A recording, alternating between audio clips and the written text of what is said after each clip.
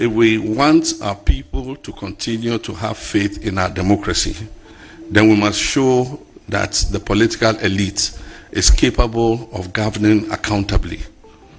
Because by the time we went to the 2024 elections, most of our young people and our people were like, oh, even elections, it's a waste of time.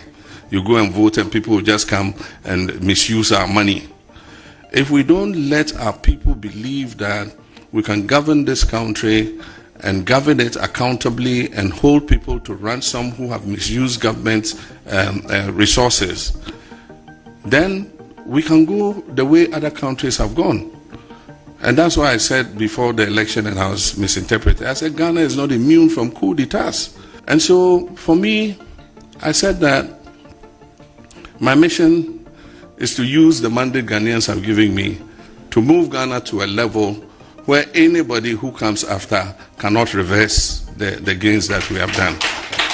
So, at the Jubilee House, during a courtesy call by the Christian Council of Ghana, President John Mahama delivered a message that is already making headlines. But before his big declaration about building a Ghana no government can reverse, he first addressed a different battle, one he says is critical to the country's future, which is the fight against illegal mining. Today, we will break down what he said, what the government is doing right now, and why this message matters. And right after, I will play the full clips so that you can hear it directly from President Mahama himself. President Mahama opened the meeting with one of Ghana's toughest challenge, which is galamsey. According to him, illegal mining isn't just an environmental issue.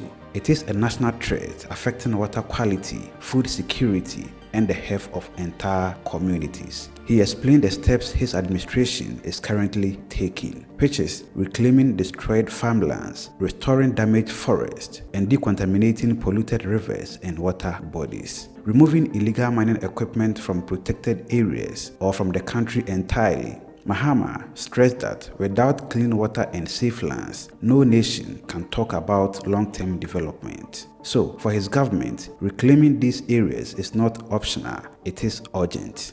In a moment, I'll play the full video so that you can hear exactly how the president laid out these measures. The lack of opportunity and livelihood for our young people, and especially our rural folk, has eaten deep into the social fabric. And so agriculture no longer pays off like the way it used to do. Aside from that, young people, because of the Millennium Development Goals, we send a lot of, we have 99% enrollment and gender parity in enrollment between male and female. And so majority of our children are going to school. They're finishing basic school, and now because of free SHS, majority of them are continuing on to secondary school. Now we've been trained that if you finish secondary school, you're entitled to a blue-collar job or a white-collar job. And so most of those who finish are coming out and looking for military, police, immigration, customs, civil service, some job that ensures a monthly salary. And so, with the numbers and the lack of opportunity and the frustration that has built up into the system, the easy opportunity with illegal mining, especially with the current price of gold on the international market at about $4,000 per ounce, has made it very attractive for people to go into it. There are only 5 regions in this country that don't have gold as a resource. And those regions, if you go, you can tell that they are not affected by the menace of mining. Volta region is called oxygen because the oxygen is so fresh when you go to Volta region. And the forests are there, very beautiful landscape, because there's no illegal mining taking place there. Unfortunately, for 11 of our regions, there are patches of gold in different parts of the region, and whole communities have become involved. And so it's a very complex and challenging fight. And my government's position is a commitment to the fight against it. But I just want you to understand the difficulty that is, involved in this fight. You saw recently some members of the anti-illegal mining task force went to communities to do their jobs, and they were brutally attacked by the whole community. I mean, the one that happened in Ahafo. I mean, but for good luck and, the intervention of God, I mean, those NIMOS task force would have been killed, because there were almost 700 people armed with sticks and stones. Remember what happened to Major Mahama? It was almost a similar incident. And that's not the only place. There have been several places. I'm just trying to explain to you how it has eaten into the fabric of our society. And so I said, no, we cannot have this impunity. And so after they retreated, another group of journalists were going to another community. The community attacked them, and so they had to retreat. In retreating, they had an accident. And so I told the security services, I said, you cannot allow communities to act with impunity. And so you go back there and arrest all those who were involved in those attacks, so that we put back the authority of the state in those areas. And that's why they went back and made those arrests. We're still processing them and taking out those who were involved in the attacks. And we're going to let them face the full rigors of the law, because we need to stamp the authority of the state on issues of security and crime. And so that's taking it apart. But one of the most important things is coordination. When we started the fight, the police were running their own task force. The military were running their own task force. Different groups, district chief executives were running their own task forces. Ministers will gather people and go and say, we're doing anti-Galamsey task force. And there was a lot of extortion from people. They go and say, we're part of the anti-Galamsey task force, and then it's all just to extort money from them. So we said, no, we have to do a proper coordination. And that's how come NIMOS was created. And so now you have to take the mandate from NIMOS before you go on an operation. And you let NIMOS know what operation you're doing, which illegal, you do a reconnaissance, let's know which illegal miners you have identified, and then you go in there. And when you go in there, you go accompanied by the necessary security in order that you can achieve your purposes. And so I get the reports every day. Every day you find Galamsey pits, people being arrested and all that.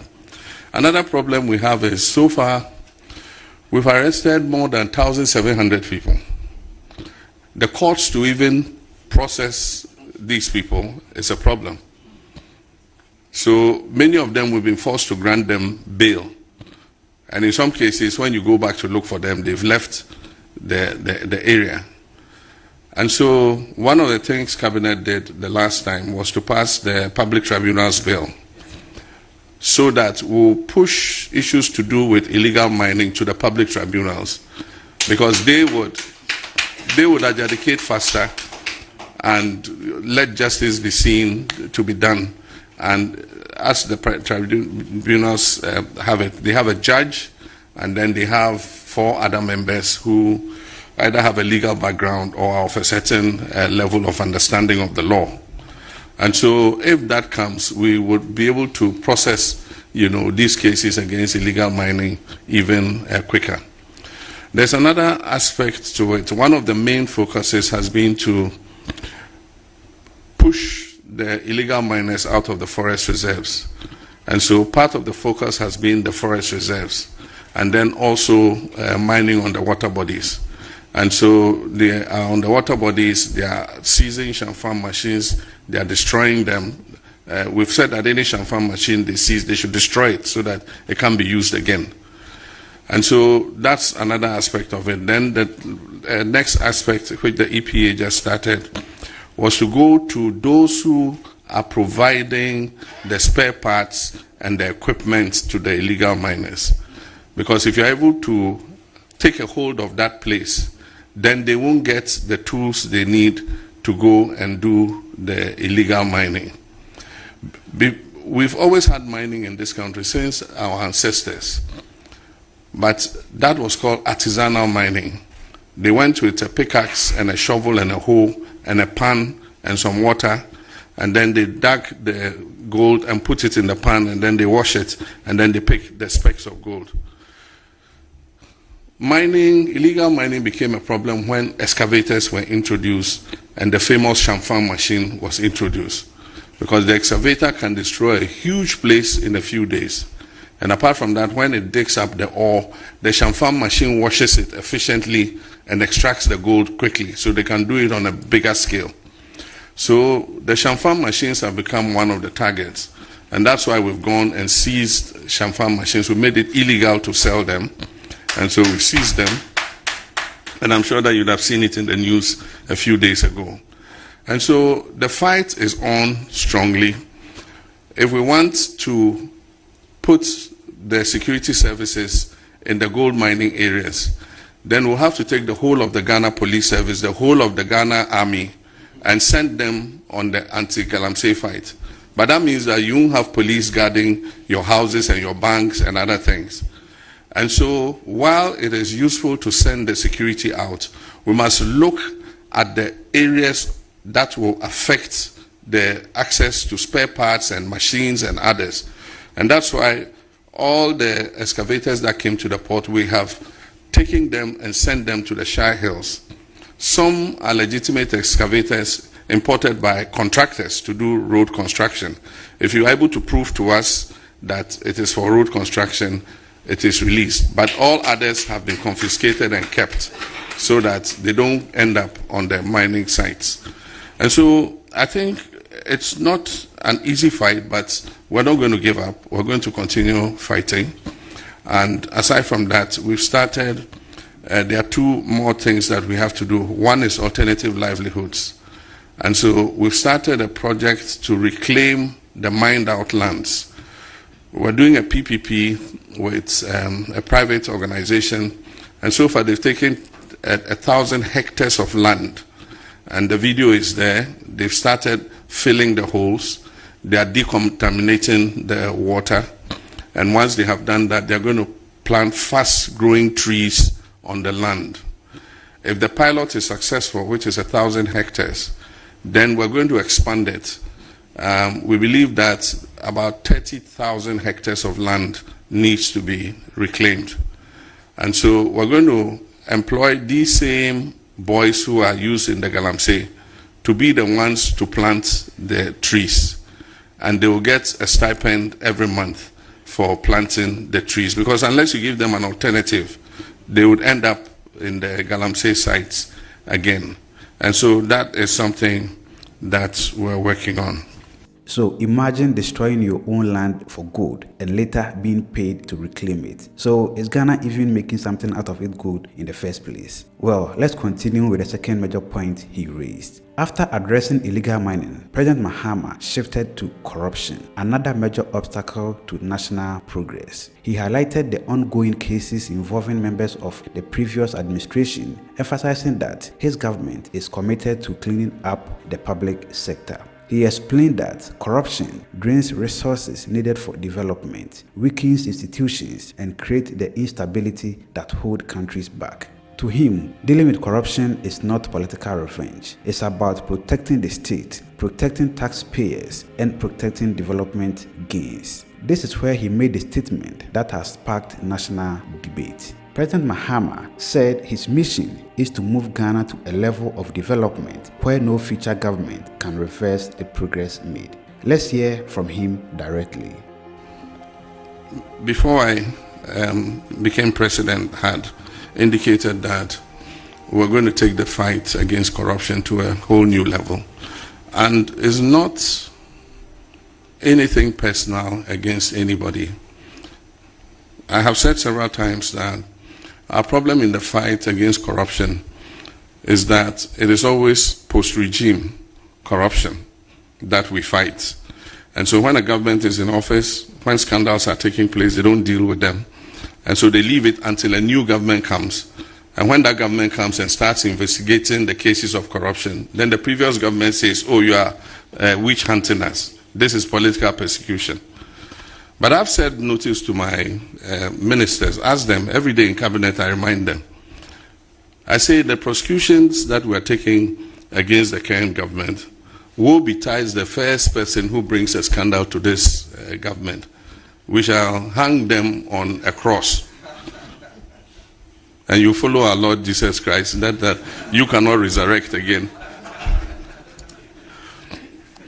And so I keep warning them that Abaye Debo Techi and Wani Debo Boba. But we must deal with the corruption that has taken place. And my belief is that if we want our people to continue to have faith in our democracy, then we must show that the political elite is capable of governing accountably. Because by the time we went to the 2024 elections, most of our young people and our people were like, oh, even elections, it's a waste of time. You go and vote and people will just come and misuse our money. If we don't let our people believe that we can govern this country and govern it accountably and hold people to ransom who have misused government resources, then we can go the way other countries have gone. And that's why I said before the election, and I was misinterpreted, I said Ghana is not immune from coup d'etats. If the political class does not get its act together, it is possible that there could be a military coup or a civilian uprising. And civilian uprisings are worse than military coups because they end up in chaos and anarchy. If you look at what happened in Sri Lanka or somewhere, when the people had had enough, they overran the government, the prime minister ran away. They entered the prime minister's house, they were swimming in his swimming pool and opened his fridge and were drinking his drinks and eating his food. That is worse than a coup d'etat. And so for me, I said that my mission is to use the mandate Ghanaians have given me to move Ghana to a level where anybody who comes after cannot reverse the gains that we have done. So, in summary, Mahama says illegal mining is being tackled through reclamation and water restoration. The fight against corruption is being intensified with high-profile cases. And ultimately, his goal is to create an irreversible path of development for Ghana. So, what are your thoughts on this? Share it with us in the comment section below. And thank you very much for watching. My name is Sheriff Haruna, and this is AS1 Report. Have a joyful life and see you in the next one. Mackerel.